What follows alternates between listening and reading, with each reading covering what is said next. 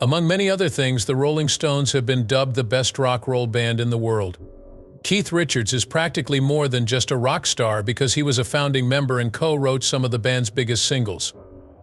In the music industry, the legendary Rolling Stones guitarist is almost worshipped as a god. Keith must have had an extraordinary life since very few individuals have accomplished what he has. From his early days as a musician in his boyhood home to his meteoric rise to rock celebrity, Richards' biography is shrouded in mystery, casting doubt on what fans believed they knew about him. Let's examine the new information that has come to light, which reveals the hidden truth about the amazing life of Keith Richards. The 18th of December 1943 was the birth date of Keith Richards. At Livingston Hospital in Dartford, Kent, England, his parents Herbert William Richards and Doris Maud Lydia were there to greet him. He would continue to be their sole son for many more years. Walthamstow was the family's spiritual home. Both of Keith's paternal ancestors were mayors of the Essex municipal borough of Walthamstow, and legend has it that they were instrumental in founding the Walthamstow Labour Party. Similarly well known was Augustus Theodore Gus Dupree, Keith's grandpa on his mother's side. Gus Dupree and his boys, a jazz big band, had taken him on a tour of the United Kingdom and was happy to show Keith the ropes when it came to music. In Keith's biography, Gus is named as the one who inspired him to pick up a guitar. In the beginning, he handed Keith a guitar. Keith said that Gus had mocked him about his inability to reach the guitar, which was sitting on a shelf that he couldn't reach. The promise of the guitar as a gift, contingent upon young Keith's ability to reach it, was sufficient motivation for him. By ingeniously stacking books on a chair, Keith discovered a means to access the guitar. As soon as Keith took up the guitar, Gus showed him the fundamental chords for Malagena, the song that would serve as Keith's debut. In addition, Keith mentioned that Gus fulfilled his word and allowed him to retain the guitar when they finished recording the song Like Crazy. That guitar was the prize of the century, according to Keith afterward. He began to pass the time by listening to jazz recordings by Duke Ellington, Billie Holiday, Louis Armstrong, and others. Scotty Moore, who played guitar for Elvis Presley, was someone he greatly respected and perhaps considered an idol. He gained knowledge as he listened. But his dad always insisted that he do well in school and never truly supported his son's musical interests. Both Mick Jagger and Keith went at Wentworth Primary School. Until their family relocated in 1954, the two lived in close proximity to one another. Spielman Road in Dartford was chosen by Keith's parents as the new home, leaving Walthamstow behind. Between 1955 and 1959, Keith was a student at Dartford Technical High School for boys, but he was too sick to sit for the 11 exam. At Dartford Technical University, he was employed by R.W. Clare, the choirmaster, to sing in a boy-soprano trio that performed for the Queen at Westminster Abbey and other functions. Keith, then 17 years old, transferred to Sidcup Art College after graduating from Dartford Tech. On the morning of October 17, 1961, he encountered his former next-door neighbor Mick Jagger, who was 18 years old and had gotten off at Platform 2 on his way to the London School of Economics. Rhythm and blues albums by Chuck Berry and Muddy Waters were stashed away in Jagger's chess record collection. Of this point, Keith had mastered the solos of Chuck Berry. Instead of just saying hi and how are you doing, they became friends over their same interests. While attending Sidcup, Keith crossed paths with Dick Taylor. The two of them began to spend less time in class and more time jamming out on guitar in the boys' room. While still a member of Little Boy Blue and the Blue Boys, Jagger sang lead vocals for an amateur band. Not long after, Keith and Dick Taylor became band members. After Jagger took Keith to see an ad for a new R&B group at the Bricklayers Arms pub that had appeared in the May 2, 1962 issue of Jazz News, the Blue Boys broke up. Ian Stewart, a pianist, was the first respondent after Brian Jones posted the ad. With the Chuck Berry tunes he wanted to play, Jagger, Dick, and Keith were quickly accepted. This approval came at the same time as guitarist Jeff Bradford and vocalist Brian Knight, neither of whom, like Chuck Berry, left the band. After assembling the band, Jones was chatting with the venue owner on the phone when the name the Rolling Stones occurred to him. Keith claims that the other party's voice clearly said, "What do you call Panic?" The finest album by Muddy Waters was sprawled out on the floor, and Rolling Stone Blues was track 5 on side 1. By the middle of 1962, Richards had dropped out of Sid Cuppart College to devote himself fully to music. Along with Jagger and Jones, he settled into an apartment at 102 Edith Grove in Chelsea. His parents' divorce occurred around the same time, and he grew distant from his father while remaining close to his mother. Jagger, Richards, Jones, Stewart, bassist Dick Taylor, and drummer Tony Chapman were the original members of the Rolling Stones when they played their debut show at London's Marquise Club on July 12, 1962. In the London club, a guitar riff sent shivers down everyone's spine. There was complete ignorance about the impending birth of rock gods at that very moment. People began to take notice of Keith and the band when he waved his unruly hair and unleashed his raw, authentic sound. The music industry would never be the same after these young men. The band quickly chose to add a G to their name and become known as the Rolling Stones shortly after their debut performance.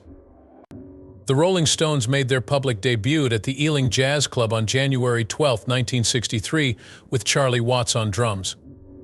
They began by performing renditions of songs by artists such as Bo Diddley, Chuck Berry, Little Richard, Howlin' Wolf, and Muddy Waters. The band's debut tour of the United Kingdom featuring the Chicago Blues followed this public presentation. Under the wing of Giorgio Gomelski, who served as their acting manager, the group was slowly but surely rising to prominence amidst the musical muck. When their fan base expanded, the band felt more comfortable taking risks. Thus, Andrew Lug Oldham was hired as manager by the Rolling Stones in May 1963. Despite the Beatles' recommendation, Oldham was unable to receive the agent's license necessary to sign contracts without a parent's cosign because he was 19 years old, not yet the age of majority. They settled on Oldham teaming up with booking agent Eric Easton to help book venues and get record money. To shift gears to the musical side of things, in 1963 Oldham felt the band could not depend on other songwriters, so he encouraged Keith and Jagger to work together on songwriting. Both Keith and Jagger eventually took over the roles of primary producer and composer for the band, however usually in partnership with a third-party manufacturer. Oldham was concerned with the band's image because he wanted to make a lasting impression on listeners. He toyed with the idea of having the Rolling Stones dress like the Beatles for a while, but ultimately chose to go in the other route.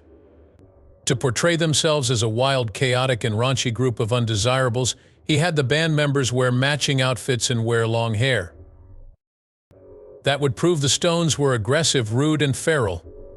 Oldham shared the opinion that there were too many band members for the audience to keep track of 6. Even though Oldham initially expressed his disapproval, he eventually came around to the notion of Stewart leaving the official lineup to work as a road manager and touring keyboardist. Furthermore, 6 is too numerous for fans to recall who they are looking at in the photo. Last but not least, Oldham publicly lowered the band members' ages to make them look like teenagers. When combined with the band's music, these tactics convinced Decca Records, which had turned down a deal with the Beatles, to sign the band. Maybe to make up for their mistake with the Beatles, Decca offered the Rolling Stones 3 times the royalty amount usually given to new acts, complete creative freedom over their records, and ownership of the master tapes. Covering Chuck Berry's Come On, their debut song was out on June 7, 1963. The UK singles chart saw Come On rise to number 21. That same year, Oldham and Easton orchestrated the band's debut major UK tour, where they served as support for Bo Diddley, Little Richard, and the Everly Brothers, among other renowned performers. This was a masterstroke that helped the band become more stage-savvy. Oldham said the songwriting collaboration between Keith and Jagger was soppy and imitative as a result. The Rolling Stones' 1964 was the band's debut album, and most of the songs were covers. Keith and Jagger only wrote one original, Tell Me You're Coming Back, for the album. This was because they were still developing their creative abilities. Even though their CD came out that year, the band's debut US tour was deemed a bust. We didn't have a hit record or anything when we arrived, according to them. Additionally, guest presenter Dean Martin made fun of their hairstyle and performance during their appearance on the Hollywood Palace variety show. Nothing changed for the remainder of the tour. However, according to two polls conducted in the United Kingdom, the band had already surpassed the Beatles in popularity. The UK saw the publication of their second extended play, 5x5, in August 1964. In November 1964, Keith and Jagger released their second #1 record in the UK, which was their fifth single overall. The song was a rendition of Little Red Rooster by Willie Dixon with an original composition called Off the Hook.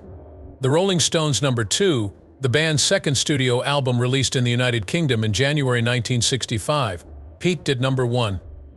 The Rolling Stones had only climbed to #5 when the American version was published in February. The Rolling Stones' first top 10 hit was an original by Jagger and Keith in early 1965. Their second original, I Can't Get No Satisfaction, reached #1 on the worldwide charts a few months after that. The band's commercial success extended across the globe. The riff for Satisfaction was apparently written by Keith while he was asleep. He woke up just in time to record it on a cassette player that was kept next his bed. Get Off of My Cloud, their second top-charting worldwide hit, came out in the fall of 1965. The bulk of the Aftermath record the next year was Keith and Jagger's own material. A plethora of different musical styles informed the songs, catapulting the Rolling Stones to stardom. Right now, Keith is acting like he's just lubing the gears in the band. But Stewart insisted that Keith was actually the group's leader.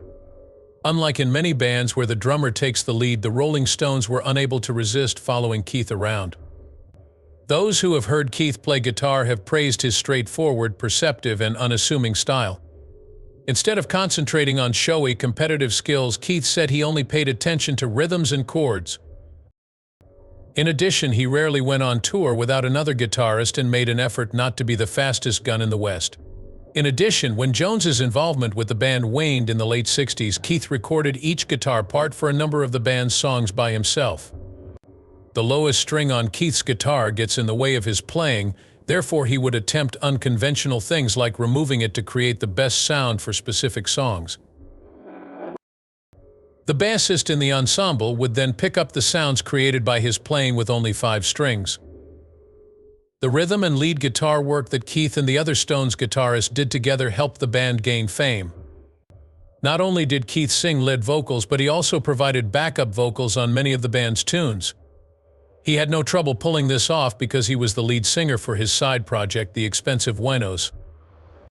At certain points throughout their tours, the Rolling Stones would incorporate Keith's song Happy, which he had performed with the Expensive Winos, into their setlist, and Keith would take the lead vocals on 1 or 2 performances.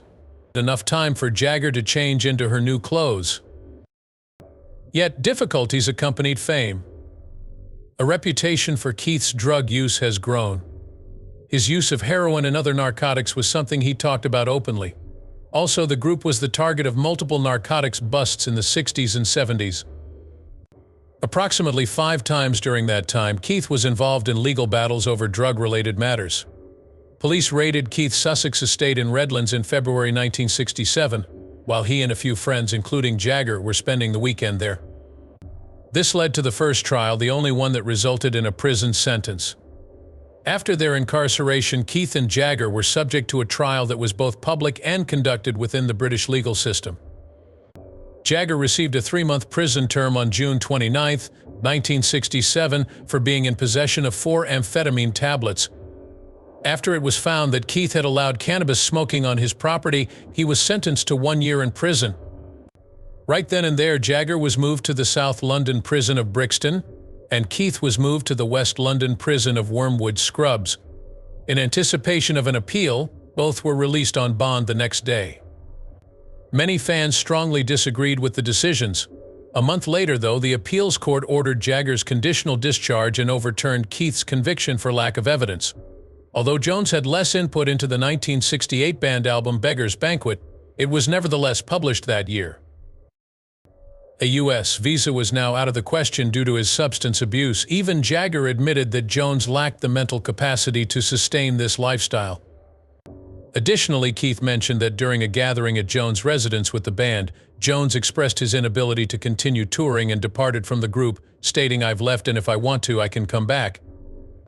Jones perished in his home pool under strange circumstances on July 3, 1969. Less than 30 days later, Jones was honored by the band in front of an estimated 250,000 people. This is my first time at this show. The Rolling Stones were introduced as the greatest rock and roll band in history as they were brought onto the stage. Throughout their 1969 U.S. tour, they repeated this introduction. With a poem dedicated to Jones on the inside cover, the band's second greatest hits album through the past, Darkly Big Hits Vol. 2 was published in September 1969. Mick Taylor was the guitarist the band settled on after auditioning with new prospects. Ronnie Wood was eventually brought in to replace him. As a result of a deal they struck to lower their tax liability, the band enjoyed a period of unprecedented commercial success in the late 1970s. Fans could not help but notice a decline in the quality that had been there in the Rolling Stones' early days, even if the band continued to create commercially successful albums. Not only that, but it was in more than simply their music. For instance, on February 27, 1977, while staying at the Harbour Castle Hilton on Queen's Quay East in Toronto, Keith was charged with possessing heroin for the purpose of trafficking. A stash of heroin was found in Keith's chamber. This crime carried a mandatory minimum sentence of 7 years to life in prison back then. Before Keith could get treatment for his heroin addiction in the United States after having his passport confiscated, he and his family lived in Toronto. On April 1st, he was given a medical visa. A subsequent reduction in charges to mere possession of heroin was made against him. To be sure, he spent the subsequent 2 years living in continual terror of criminal prosecution. Still, he didn't let it deter him from touring North America in support of the band's best-selling record, Some Girls. During his trial in October 1978, Keith subsequently admitted to possessing heroin. He was sentenced to 1 year of probation and given a suspended sentence when a blind fan testified in his favor. In addition to being instructed to maintain heroin addiction treatment and to plan a benefit concert in support of the Canadian National Institute for the Blind. In spite of the prosecution appealing the sentence, Keith performed at 2 CNIB charity concerts at Oshawa Civic Auditorium on April 22, 1979, alongside the Rolling Stones and the New Barbarians. However, it seems that these legal matters just served to bolster Keith's assurance. On top of that, he had developed the voracious hunger for adventure that characterizes the most daring types. Because of this, he was always pushing the boundaries and creating new personas to get what he wanted, including one that was defiant. Not helping matters was the fact that in the early 1980s, he and Jagger were at odds with us. This was so even though the Rolling Stones had just inked the largest record deal ever, a 4-album pact with CBS Records for what was reportedly $50 million. Just like Bianca, Jagger had inked a solo recording deal with CBS. Unfortunately for Keith, Jagger began to show signs of disinterest in the Rolling Stones in 1984 and 1985, and he spent a lot of time in those years penning songs for his debut solo album. After that, Ian Stewart had a heart attack and passed away in December 1985. In February 1986, the band reunited for a short time to perform a special tribute concert at London's 100 Club in his honor. A Grammy Lifetime Achievement Award was bestowed to them 2 days subsequently. Dirty Work, their debut album for CBS with a producer outside of the label, was released in March. However, critics were divided, and it peaked at 4 in the US and 7 in the UK. As Keith's ire against Jagger grew, Jagger embarked on a solo tour playing Rolling Stones songs instead of promoting the album. Talk is Cheap, Keith's debut solo album, was accredited gold in the United States and garnered positive reviews from both fans and reviewers in 1988, when the Rolling Stones were largely absent. During the late 80s, when both him and Jagger were releasing solo albums, it seemed like the band was going their separate ways. Keith went so far as to claim that their feud was the band's third World War, and the discord between them nearly caused the group to disband. It was unsuccessful, though. In order to be inducted into the American Rock and Roll Hall of Fame in early 1989, Keith and Jagger had to set aside their differences in order to join the rest of the band, which included Watts, Wyman, Wood, Jones, Taylor, and Stewart. The following day, they began recording Steel Wheels, the new album by the Rolling Stones. The band's first tour in 7 years coincided with the album's success, and it was their most ambitious live performance to that point. The band rested after their tours. After releasing Main Offender, his second solo album, in late 1992, Keith embarked on a mini-tour that included major shows in Argentina and Spain. Many of Keith's admirers have noted that he has improved his image in the past year. To those who insisted he hadn't evolved, he likened his reputation to a long shadow. Despite the passage of nearly 2 decades, there are still some who refuse to accept the reality that I am not a pathological addict. Bridges to Babylon, the band's 1997 album that came out to mixed reviews, was the last album issued by the band in the 1990s. In 1999, while touring Europe with Bridges to Babylon, they also performed the No Security Tour in the United States. The band issued 40 Licks, a double CD of their greatest songs, in 2002 to commemorate their 40th anniversary. After waiting 2 years, the band finally got their star on the UK Music Hall of Fame's wall. After that, on September 6, 2005, the band released a new album titled A Bigger Bang, which was well received by critics. On April 27, 2006, while on vacation in Fiji, Keith had a concussion. A hospital in New Zealand performed the necessary cerebral surgery. In 2007, following Keith's recovery, the band embarked on a European tour to compensate for the missed performances. In the same year, Mark Beaumont, a music journalist, inquired as to Keith's wildest snort story. "It was my dad who gave me the silent treatment," Keith said. "I had to give him a little blow to really get him ground up after he was cremated. It would have made no difference to my dad. I made it through and it was delicious. The entire world was taken aback by this." In a stroke of genius public relations, Keith's manager said the story was all in good fun as the media exploded with fury. After being apart for over 20 years, Keith and his father finally reconciled in the early 1980s. His father was more than happy to join his son in his 2 years of living the Rolling Stone lifestyle when they got together. It seemed unbelievable that they had been apart for so long given how well the two got along. After his father's cremation and the accusations of snorting, Keith wants to make it a tradition in the family. He expressed his desire for his loved ones to carry out the same ritual when he dies. Even in 2016, Keith's drug use was still evident. He came clean about his occasional use of cannabis and hashish as well as his alcohol consumption. In 2022, nevertheless, he spoke clean about quitting smoking in 2020. If we look at Keith's private life, we see that his wife, the actress and model Anita Pallenberg, was a major character. After witnessing Jones perform live in 1965, Anita became close with him.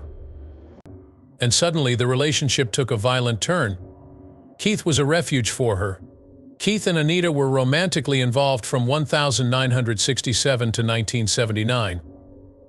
Angela was the couple's daughter and Marlon Leon Sundeep was their son after the star Marlon Brando. Their third child, a son named Tara Joe Gunn, was born on June 6, 1976, but he only lived with them for a short time before he died on June 6, 1976. Since then, the thought of Keith going away on tour has haunted him. However, it was starting to show that his relationship with Anita was struggling. After Jagger sang background vocals on Keith's song Sympathy for the Devil, Keith became convinced that she was involved in an affair. Supposedly, this prompted Keith to write Gimme Shelter, a ferociously popular song by the Rolling Stones. Over the years, Keith and Anita struggled with substance usage, were estranged, and ultimately filed for a divorce in 1980. Keith wed Patty Hansen, whom he had met in 1979, 3 years down the road. Their 2 daughters, Alexandra Nicole and Theodora Dupree, were born to them. Since then, the pair has stayed together. Jagger, Keith's close pal of 7 decades, has also done this. Not to mention the intimate relationship, but he also had a phenomenally fruitful songwriting partnership with Jagger. A solid friendship has always existed between the two, despite the fact that they argue frequently. Keith said, "I regard our disagreements to be a family quarrel," in an interview from 1998. "If I raise my voice at him, it's because I'm the only one who can handle it, or because they're paid to stay quiet." Keith revealed years later that they frequently considered killing each other, caused serious damage, if not outright destruction. Nothing ever comes down to the essentials, though. The complexities constantly take center stage.